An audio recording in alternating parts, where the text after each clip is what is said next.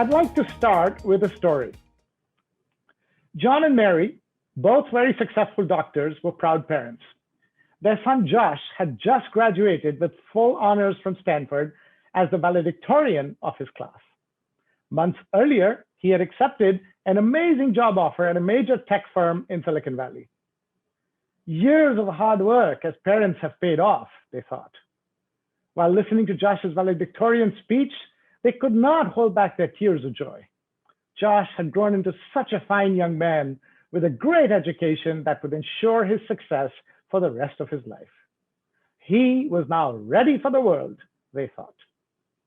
Unfortunately, though, the story did not pan out as John and Mary had imagined. A few years into his working life, Josh ran into trouble. First, it was a couple of unsuccessful romantic relationships that left him feeling betrayed and in depression. And later, it was work. He could not understand why he was not promoted when he thought he should have been, and changed a few jobs only to run into similar trouble each time. At 33 today, on his fourth job, Josh is single, lonely, and unhappy. Now, what went wrong and why? Well, thanks to his parents, teachers, and others around him as a young person, Josh had become physically and cognitively able as he grew up.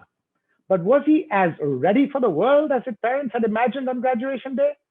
Clearly not. For starters, like most people, he had misunderstood what it means to be happy. Now, in this misunderstanding of happiness, our happiness depends on external factors like wealth, power, status, or someone's affection. And we keep postponing our happiness. Once I have this, I will be happy. Once I have that, I will be happy. And one day, our entire life passes us by. In the pyramid of emotional development, most people, like Josh, get stuck at the bottom, which is dependence. To be truly happy, though, they need to rise to the top of this pyramid and be fully independent. And this full independence is achieved only when one's sense of self-worth stems from within, not from outside.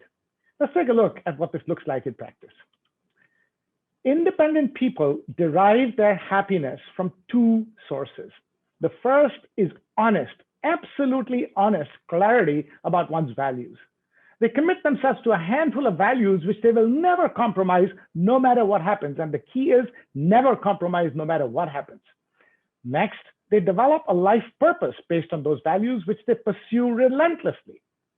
This unwavering commitment to a values-based purpose gives them deep intrinsic energy that helps them navigate through the toughest of problems, setbacks, and resistance. Here's the key though. If your values and purpose are larger than yourself, you will derive joy and happiness from giving rather than getting, and that is true independence. Unfortunately though, most people go through their entire life without doing this inner engineering work of finding their intrinsic energy and are therefore devoid of true happiness despite their many talents. Now, which values you choose and how you think about purpose makes a huge difference as well as to whether or not you will achieve true happiness. So I'm going to close with a few suggestions.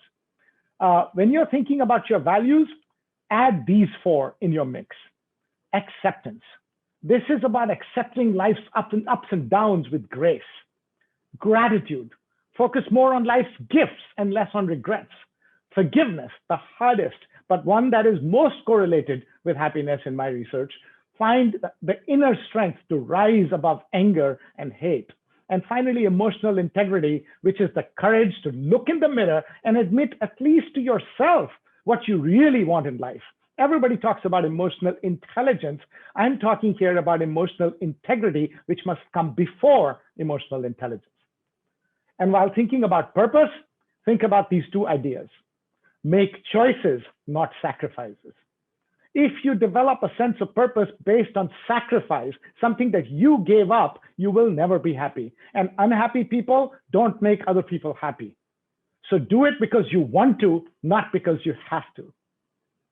Second, chase life worth, not net worth. If you make your life worth living, your net worth needs will take care of themselves. That's a guarantee. So finally, let me close with two reminders. Happiness lies not in the mere possession of money, it lies in the pursuit of creative effort, in the thrill of achievement. And happiness is a personal and independent choice. Don't outsource it.